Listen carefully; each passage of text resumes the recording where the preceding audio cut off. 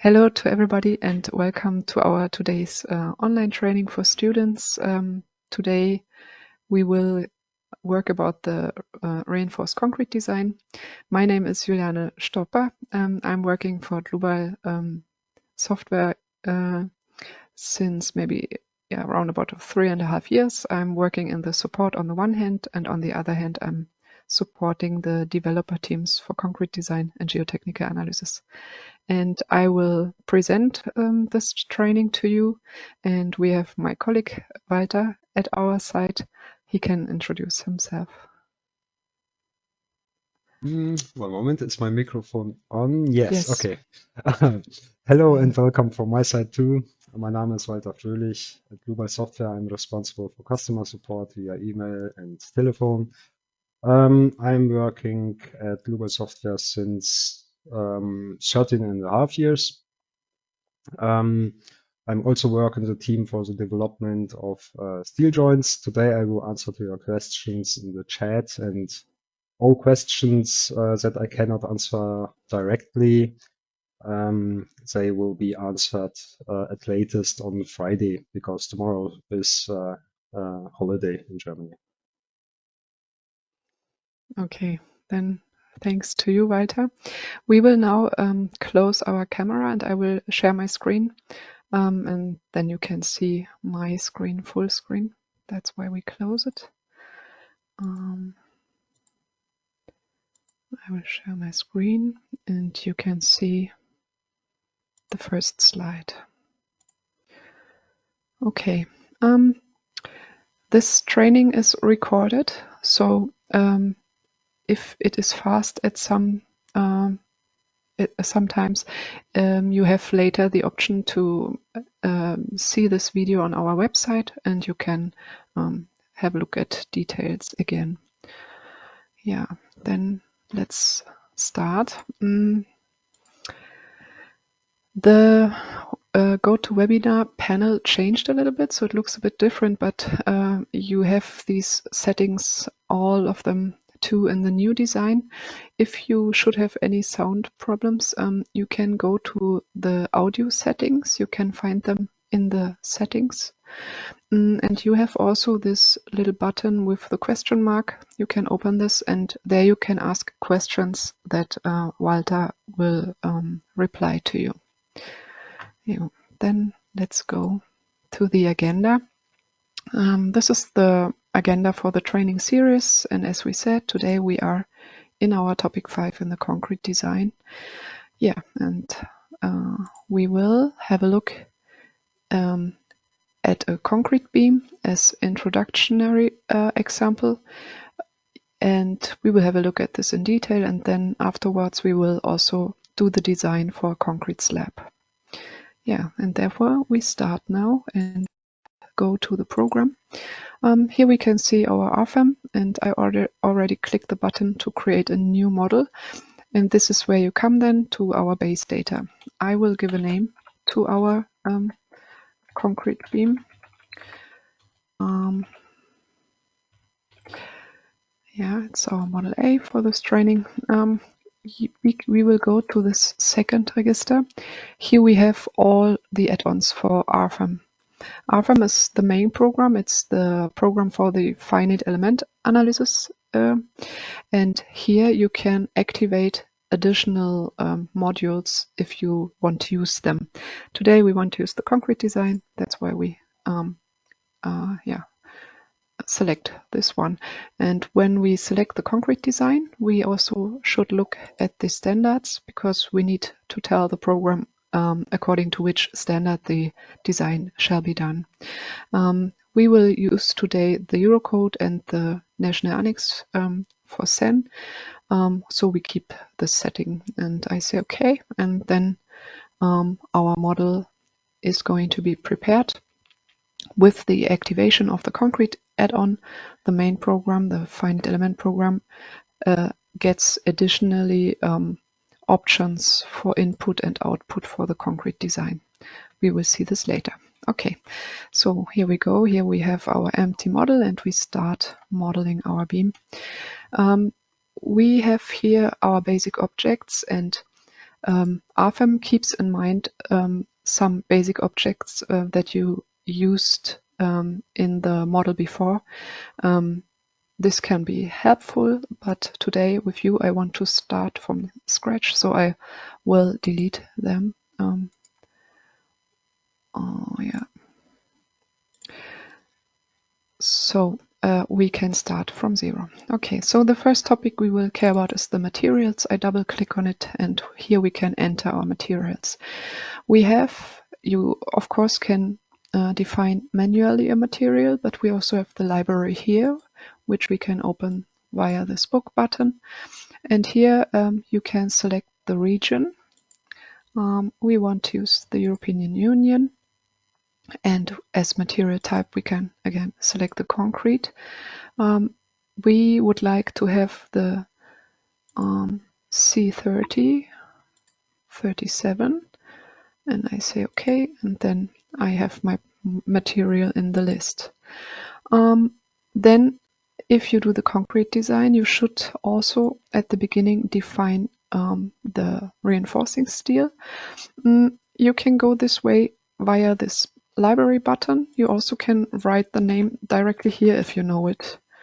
And I want to use the B500SA, and when I select this name, it also takes the library material properties. I can say apply, and then you can see here the data for the materials. We say OK, this is the materials I want to use, and we can see now in our navigator the materials that are prepared in our model. Okay, then we can come to the sections. We have to define the section for our beam, and as we at first material prepared the concrete material is assigned.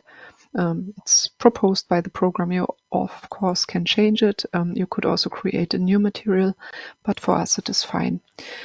And as we have concrete as material here for this section, the program proposes some sections, some cross sections that are generally used for concrete members.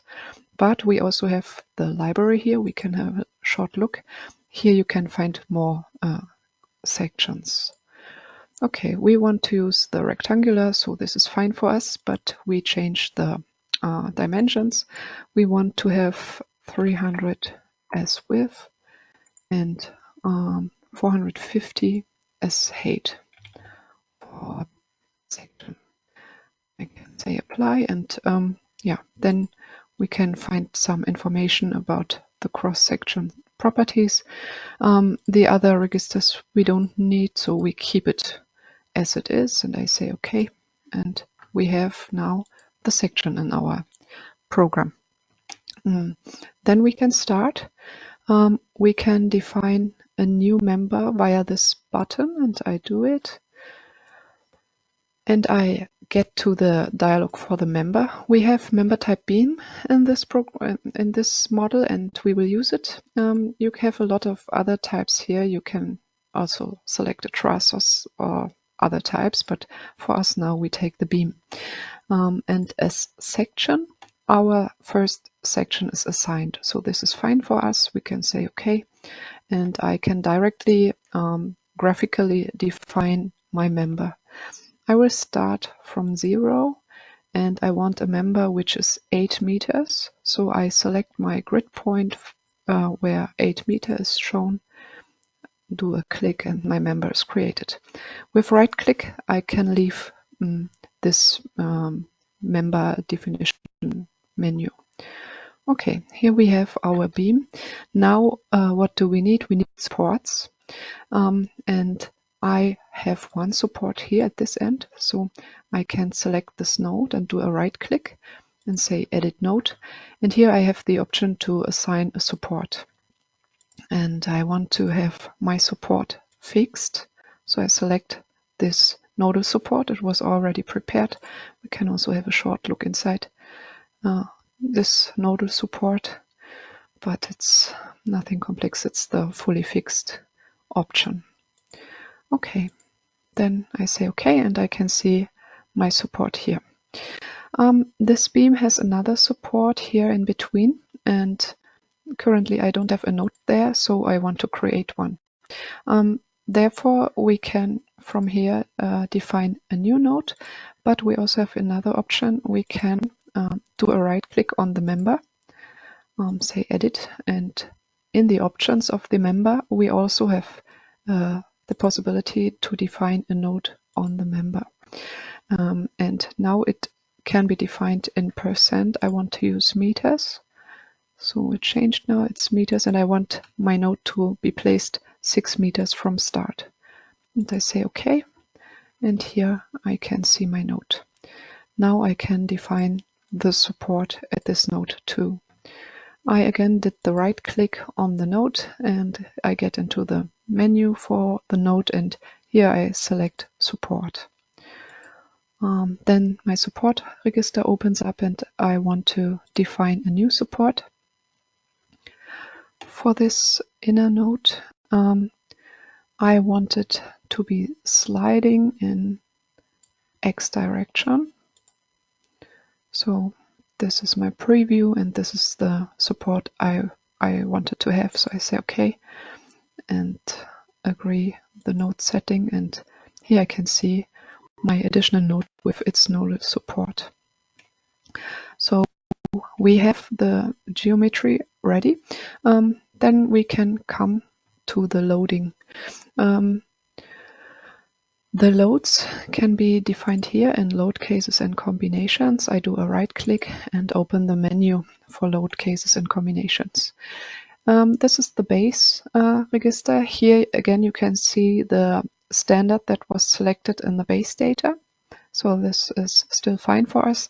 If you should want to change it, you also could change it from here. And we have the combination wizard active. This means we have this combination wizard which generates combinations from our load cases according to that selected or defined standard. Okay, then we can come to load cases. And here we have one default load case. It's the self-weight load case. In this load case, we have here on the right side the self-weight active. And here's the direction in which it is active. So with this setting active, the self-weight for our member is calculated with the cross-section and the materials weight. So we have this one. We want to create another load case. It shall be a live load, so I give it a name, live load. And it should be, it's meant for the field 1, the first field of the member. I can say apply. And because it's a live load, I have to select the action category. Permanent was fine for our self-weight, but here we have to use the right action category for live loads. I want to use this action category. This is important to do a proper selection because according to this action category, the combinations will be generated. So this is fine for us, and I can copy this load case for my third load case, and I will only rename it because it's the live load for our field 2 of the member. Okay, then we can go on. We can go to actions. Here we can again see summarized the action categories that are contained in our model. Then we can come to design situations. And this is the default setting. You have these design situations prepared. It's for ultimate limit state. We have design situation 1. And we have the design situations 2 up to 4 for serviceability limit state. And if you're not sure, you can also have a click on here, this info button, and you can check the rule according to which the combinations will be created. You can also here select whether this design situation shall be considered in the concrete design. We want this, so we keep it active. But I don't want this design situation. I don't need the frequent situation, and I will fully deactivate it. This means we will not receive load combinations generated for this design situation. Okay. Then we can go to action combinations and we can see how the action categories are combined. And then we can come to our load combinations and we can see them here. This is the sum of the load combinations in our model. I say OK, and then I have my load cases prepared and the combinations prepared. Okay, then we have to fill our load cases with loads.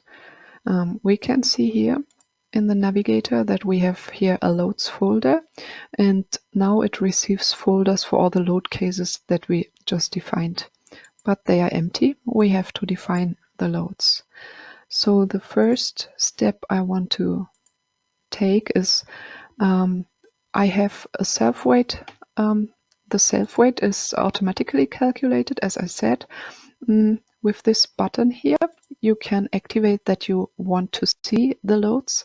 And for self-weight, we can, in the navigator for display, we can also activate that we want to see the self-weight that is internally calculated.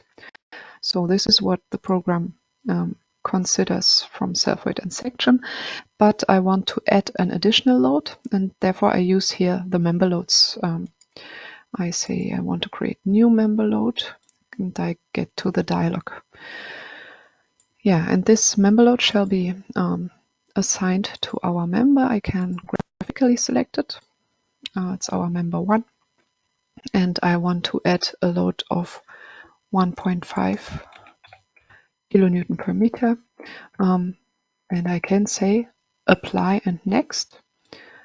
Here I can see that it was applied, and as I said next, we stay in that dialog and we can directly define the next load.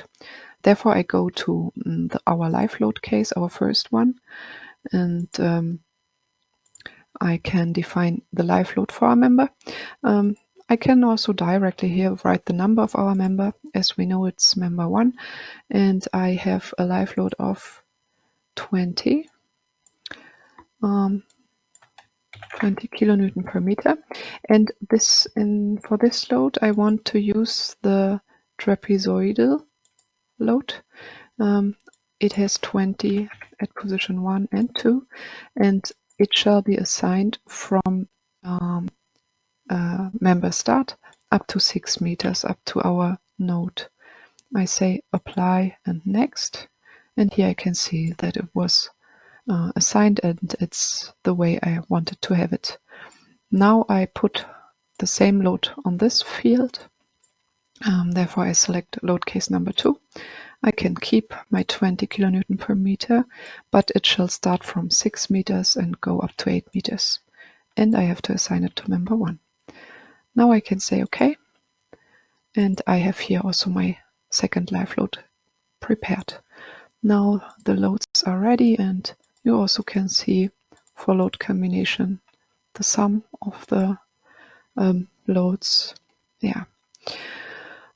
So that's it, what you need as input for the static analysis. With this definition, we already could calculate stresses and strains for the member, but we want to also have our design done. That's why we go now to design properties that need to be defined. Therefore, I do a double click on my member, and maybe you already saw it. We have here design properties for concrete design, and they are activated. If it's not active, you can see that we have less input, and as the section has concrete as material, the program directly understands it can have design properties, and if you activate it, you get here the settings that you can use for concrete design. This is the first register in the member for the concrete design. Here you only need to define an input when you want to use the equivalent member method for stability design for members. For our beam, this is not the case, so I keep it as it is. I don't define an effective length. I go to the next input. Here we have the concrete cover and also the concrete durability. The durability as default is XC1, but we can have a look in here. Here you have this image which helps you, and you can here select other durability classes, and yeah, you can define what you need. We keep the default setting, and then the program calculates for you the fills the minimum concrete cover according to standard. It's also possible to define it user defined, and also to define it different at section sites if it is needed. But for us, this shall be fine. Okay, then we can come to the reinforcement. We start with shear reinforcement. The first input you give is the stirrup type. You can also define 3-legged, 4-legged. Here we have the material. The program automatically finds the reinforcing steel and fills it for you in the member dialog. Yeah, and here you can define the bar diameter and the distance. I want it to be 8 millimeters diameter, and I want to have the distance of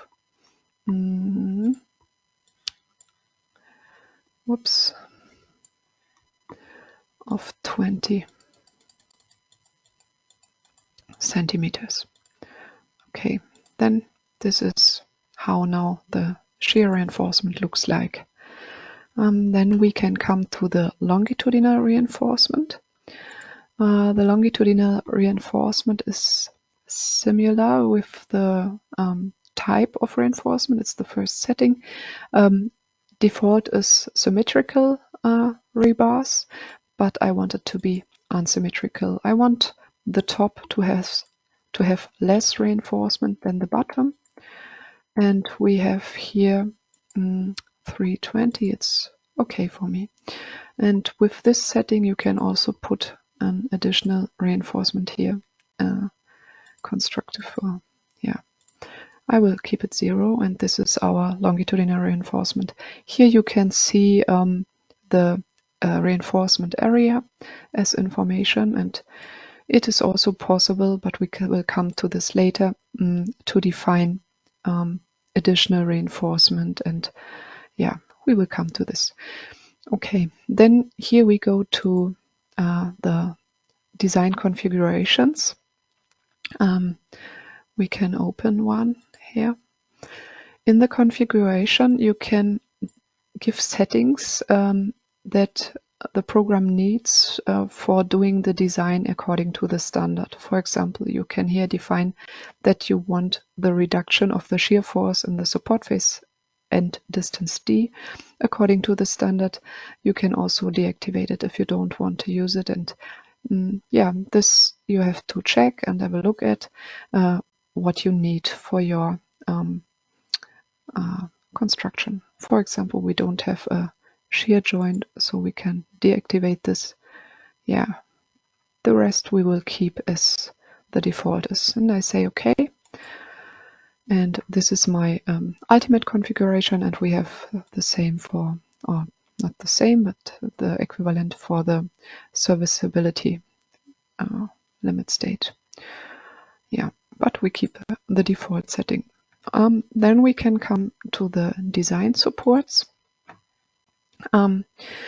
We have to define design supports for the member for this design checks. For example, the reduction of the shear force at the support and distance D, it uses the design supports. Yeah, and here we can define it. We give design support at member start. I will start a new one. It is not an inner support, and it's a monolithic connection. And I want it to be active only in the Z direction. So I say apply, and I directly create the other support for the inner support. It's an inner support, and it's not a monolithic connection, for example. I say okay, and I have my design supports prepared. I want to assign here at member start my design support number 1, And I want to define at the internal node my design support number 2. Okay, now I have it ready. I want to show this button here. You can also open it from here. It's in all the where you have this image. You can come here to the reinforcement layout. This can be a useful graphic for printing the reinforcement. Here you have several buttons where you can select what you want to see in that image, and then you can directly print it here to the printer or print out report, whatever. Okay, this just as information. And another information, you can in RFEM add all of the dialogues. If you want to know more about the input here, you have here the option to jump to the help. If I click here now, I will get to the online manual for our concrete design, and you are directly in the chapter for this dialogue where you were, and you can read a bit if you are not sure what you have to give as input. This just as information. You have the help with you. Okay, then this is fine. We can say okay, and we have here our reinforcement defined. So then, maybe just as hint, we have here also the types for concrete design, where you can find the concrete durability that was defined. You can also jump from here to there. And we have here this concrete design folder. And in this concrete design folder, you find the configurations that we saw. So you can come from the member to the configurations, but they are also in this folder, and you can find it here. So this is enough. We can start the calculation. The calculation can be started from here. You can here say calculate all, or you can select several load cases that you want to be calculated. I will start now from here directly the concrete design. And here you can see the design situations that are considered in this model, and you also can define the objects that shall be considered. In our case, we keep it, and I can start it. I said show the results, and as we don't have some, the program starts the calculation. And as the program wants to do the concrete design, it understands which load combinations are needed for these design situations. So all the load combinations that belong to one of the design situations that you have here active to be considered, they are started now.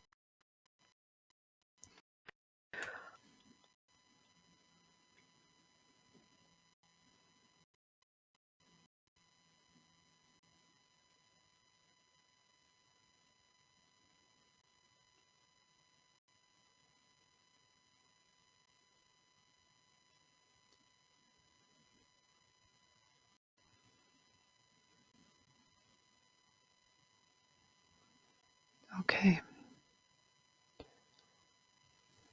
So now we have our results. We have here our result navigator, and in the upper part of the result navigator, you can select what you want to see, which result. You can check the static analysis. The static analysis provides the deformations and the inner forces. From the static analysis, you can see the moment and so on. And you can select the concrete design, and we today focus on this.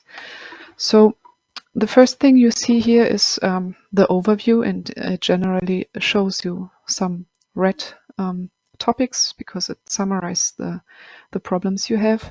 But if you go to the member and check the design ratios on member, you can see that a lot of design checks are also fulfilled. And now we will have a look at it more in detail. Here on the right side, you can select the type of design check that is displayed in the table, and I for now don't want to see the detailing. And I also switch off the serviceability. I want to now focus on the ultimate limit state. And I want to have my model displayed in the wireframe mode. This we can do with this button. Here you can select the mode. And I also don't want to see my reinforcement now. This I can select in the display navigator. I can here switch the types for concrete design off. Then the reinforcement is not displayed. So this is now my ratio, my envelope ratio for this member. I want to see now what's going wrong with my model. As I see it's not fulfilled, I will check now the UL 100. And here I can see that it's not fulfilled in this area.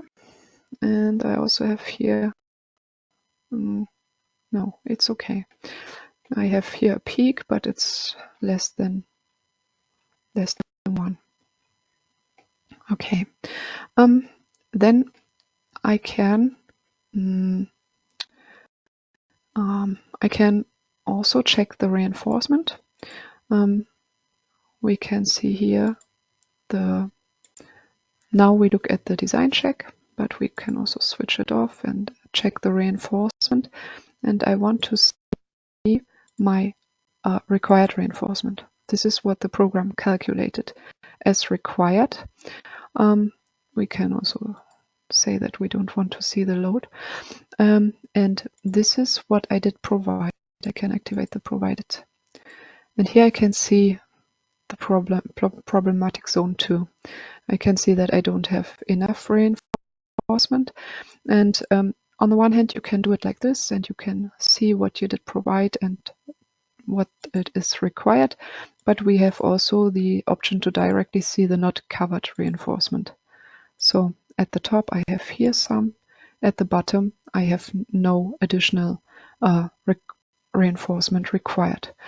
So we can see that we have here from this fixed support, we have at the top side some reinforcement missing, and we can also for every design check in our program here, you can do a double click on the design check type, and then you come to design check details. Here you can see more details for this X location, for this load combination, for this design check. And what I want to show is you also can from here have a look at this section, and you can see the stress state the section is in. And there we can see that we have tension at the top side because of that fixed support, and that's why my design check is not fulfilled, because my reinforcement is not enough there. So we will put some additional reinforcement, and I can do this with doing a double click on the member. Yeah, and we see we need some 4.79 centimeter square. We need additionally in the longitudinal reinforcement. So we go to longitudinal reinforcement and we create a new item here. And I again want to use the unsymmetrical type because we only want to add reinforcement at the top side. So I set the bottom side on 0, and at the top side I want to add some bars, and I will check here. This is not enough, so I will put diameter 16 and 3 of them. Then I have enough for my not covered reinforcement. And we don't want to put this reinforcement along the whole member length. And this we can control here. We go downwards a bit. And here we can see we can define the start of the reinforcement location, and we can define the X location for the end. And I want to maybe, we have 3 meters here, so maybe 250, up to 250 meters. We add now our additional reinforcement. And I can see it here. Here's the additional reinforcement. And I want to also define an offset from the stirrup, as now my additional reinforcement is placed at the same location where the main reinforcement is placed, and I give 30 millimeters, and now it's moved a bit inwards, and this is fine for me. So I say apply.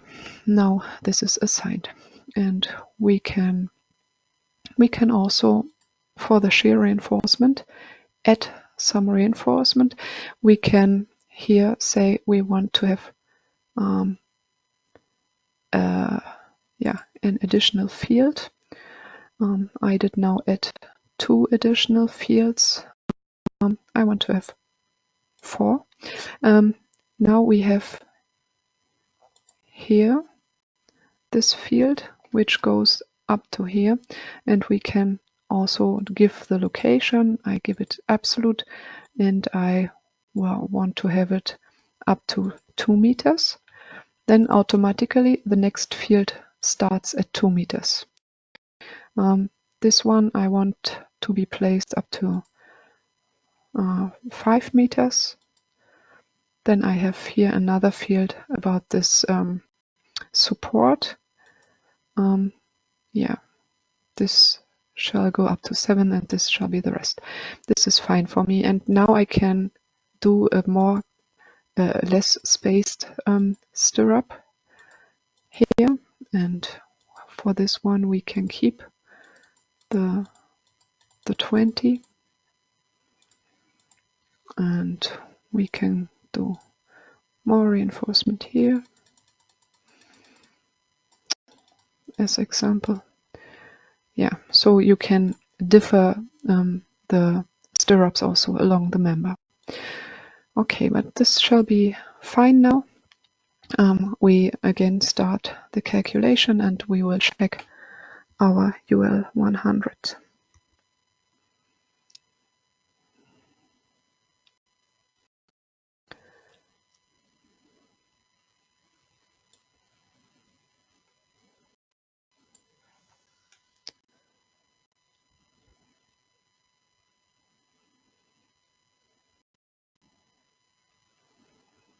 Okay,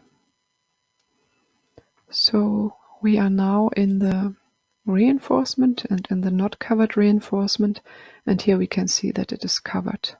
So if we go on design ratios on members, we can see now that our UL 100 has no problem any longer. We can also again go to the design check, go to the UL 100, and here we see the ratio.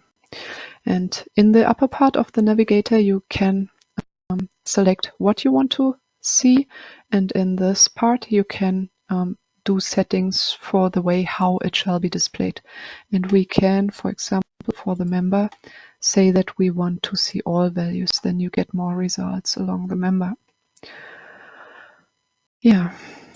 That's it for this member, I would say. It's for now okay. So we finished this concrete beam, and we want to go to the slab. For the slab, I have a model prepared, which is already open in here. So I want to save it, and then I will go to our slab so that we can do a surface design. Therefore, I do a double click here on this model, and we jump to our surface. I can show it in the slide also as information. This is the aim of our next model. We want to do the design for the slab, and this slab is supported by columns and by walls, and we also have here some beams at these locations. So we go back to the model. Here it is. This is what we prepared. We have our materials here. We have the sections here for these members, and these members are another member type. This is for these beams that work together with the slab. We have member type rib. So we have here member type rib, and it looks like this. It has it works together with this slab. So yeah, this just as information. Then we have the thickness. For members, we need to define the section, and for surfaces, we need to define thicknesses, and this is the thickness for our slab. Yeah, then here we can see our ribs, and here we can see our slab. What I would like to do is I want to go to Navigator Display. We want to activate the rendering for the surface. We go here to Rendering, Model, and Surfaces, and here we can say Filled Included Thickness. And now we can see the thickness of the surface, and we can see that our rib is placed directly below that surface. And we also can activate here for member type rib, the rib section. And if we go now here on the transparent mode, we can see the width of that is considered in the rib of the slab according to standard or to definition. Okay, then we can go to our navigator. Now we have to define the design properties for the rib, and it's equivalent to the members. We can do a double click on the surface. I meant we want to give the design properties for the surface. So this is what we do now. That's why we did double click on the surface. And here we can see, as it is a concrete surface, it already has design properties and they are active. So we can go to them. Yeah, you have the same setting here for concrete cover. We can keep the standard, the default settings, and go to the next setting. Here you can define into which direction of the surface your first reinforcement direction shall show. So our first reinforcement direction is along the X direction of the surface. So in this direction, and reinforcement direction 2 is then along Y direction. This is fine for us, and we can see now here we have the surface reinforcement and it's empty. So we go here on the table and create a new surface reinforcement. Okay, and as surface reinforcement, we have the here the location type, which is on surface. This means the reinforcement you define will be placed all over the surface. There's also other types for additional reinforcements that you only want to have locally concentrated. But we want now the on-surface location type. Then we want to use the reinforcement type rebar, and it shall be 8 millimeters from diameter every 15. And when I give the input here, I can see here on the right side below the graphic as information the reinforcement area. And I want to have it in both directions, in the first direction and in the second direction, and it also shall be 8 millimeters. And this is the reinforcement for the one moment, for the top side of the surface. So I select here top side, I keep it, and I will switch off bottom side, and I can say apply, and I do a copy of that. And now here this one shall be our bottom surface, and it has a higher reinforcement area. We have here the 10 millimeters every 15, and in the transverse direction too. So this is now our reinforcement. I select here reinforcement number 1 and reinforcement number 2 for the surface. Okay, we say apply, and we have it. Okay, then we have design configuration here too, and it is assigned. Here you again have to check what you need. Do you need the minimum reinforcement for a plate or for a wall, and so on. For us, plate is fine, which is the default setting, so we keep the default settings. For the surface reinforcement, you also can activate the display. We can see the types for concrete design, surface reinforcements, longitudinal and on surface. And here we can see that we have now reinforcement placed on our surface.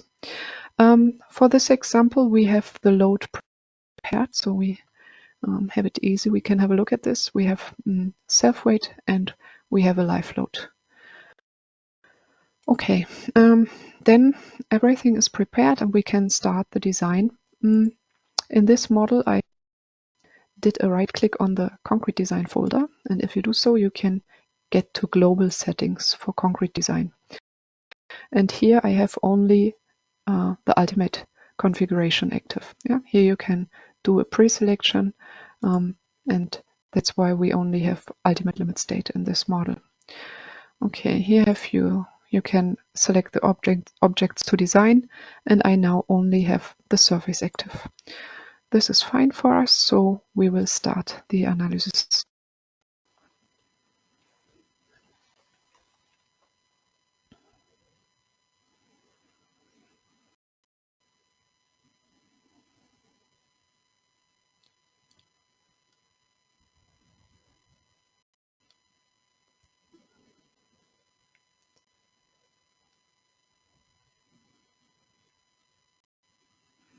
Okay.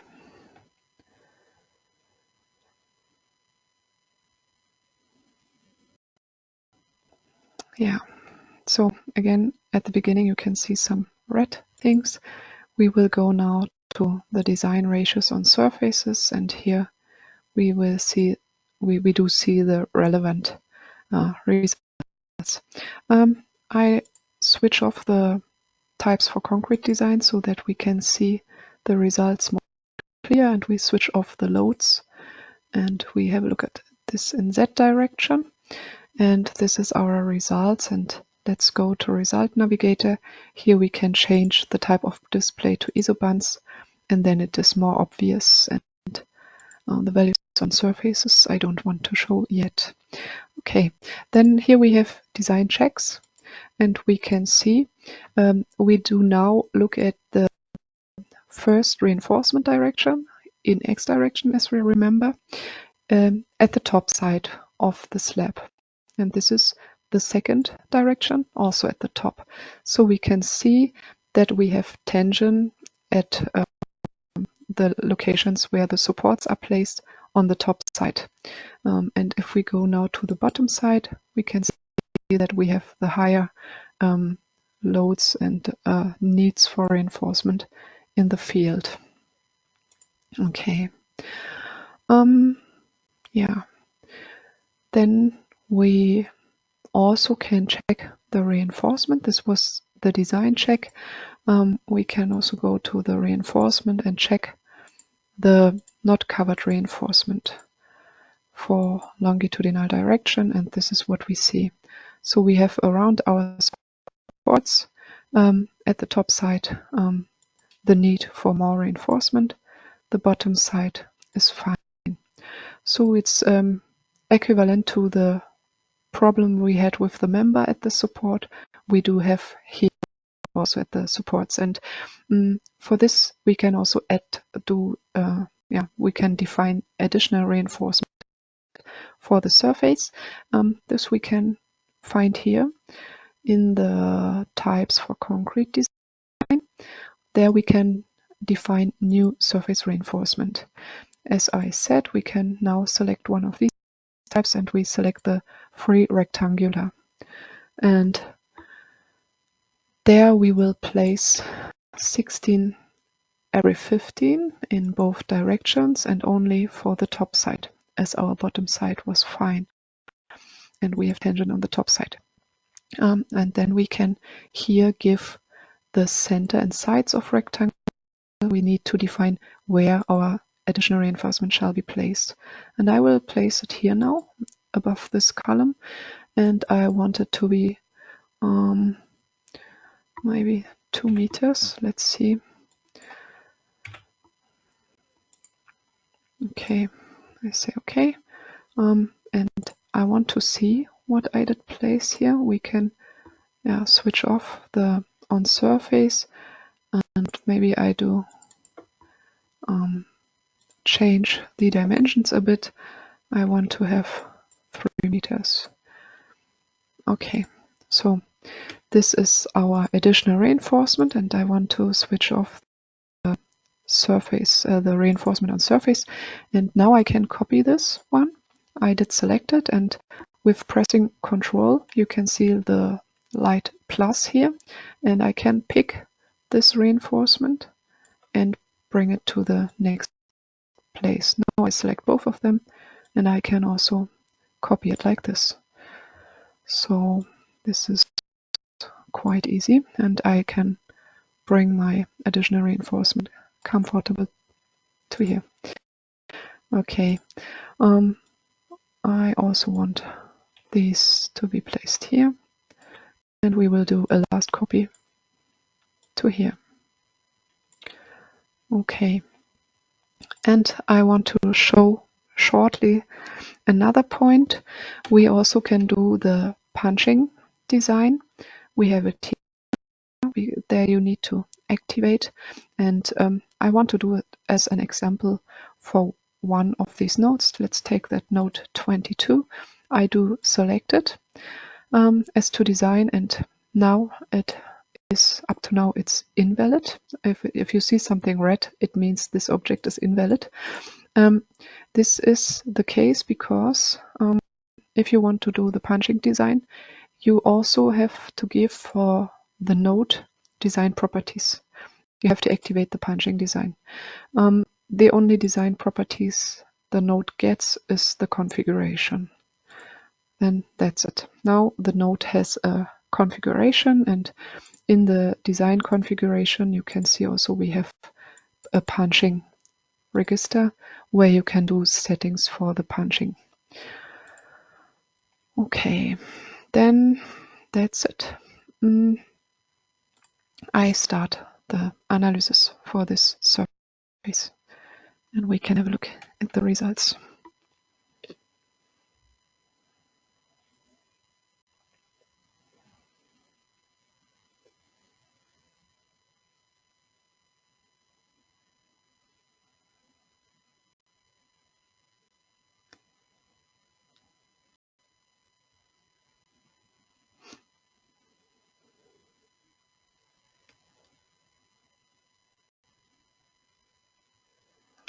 Okay, now it's ready.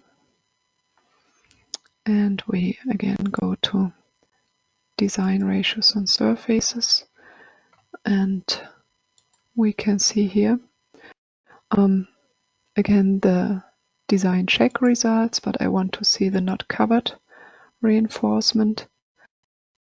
And there I can see in this direction it is fine.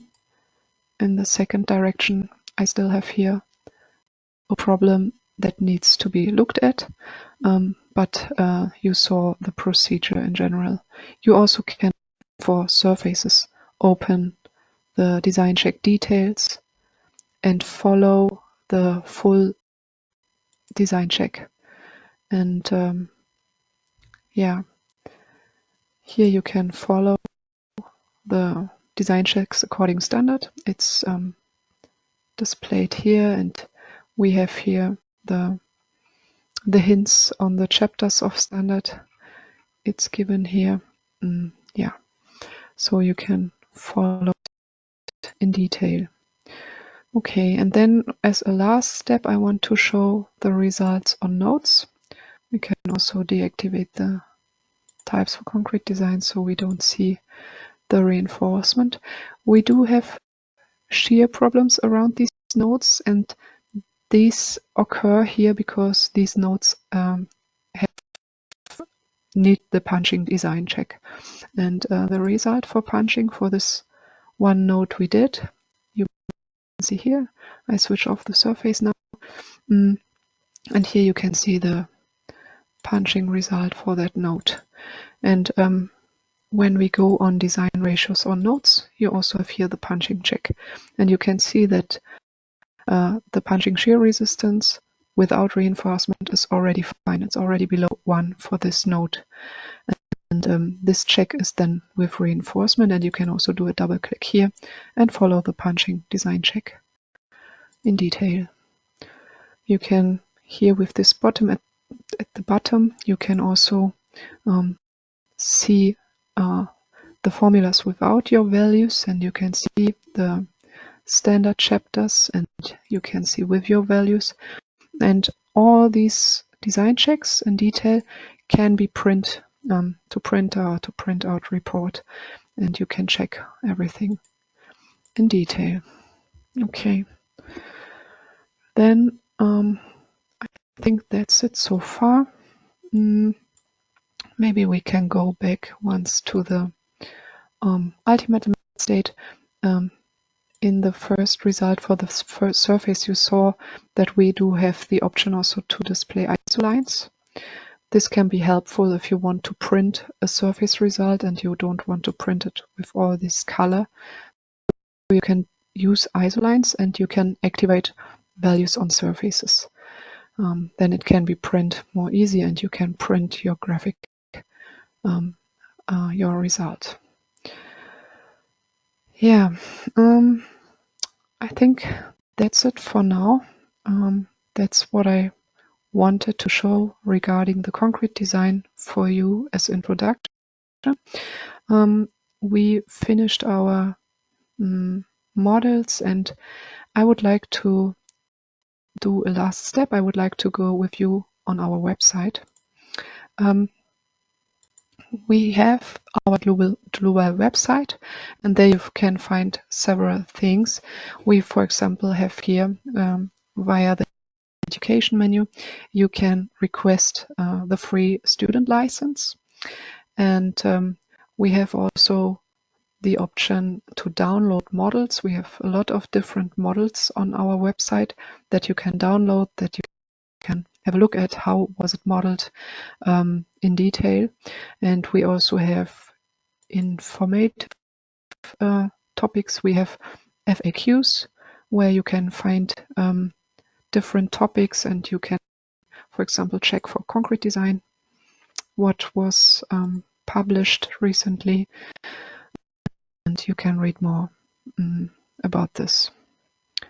Yeah, like this is a topic, for example, why are some punching notes not valid, and then you can read it and have a look at this. And we also have, these were the frequently asked questions, which are shorter articles, and we have also the knowledge base for a bit more detailed articles about different topics. Yeah, that's it, I think. Here we also can check for different topics, yeah, but you can find this. Okay, so you will also find our video on our website, the recording of today's training. Yeah, and yeah, that's it for today. I'm ready with the topics I wanted to introduce to you.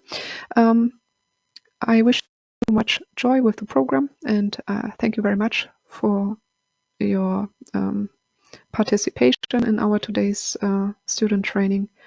I will now close the training. Have a nice day, and bye-bye.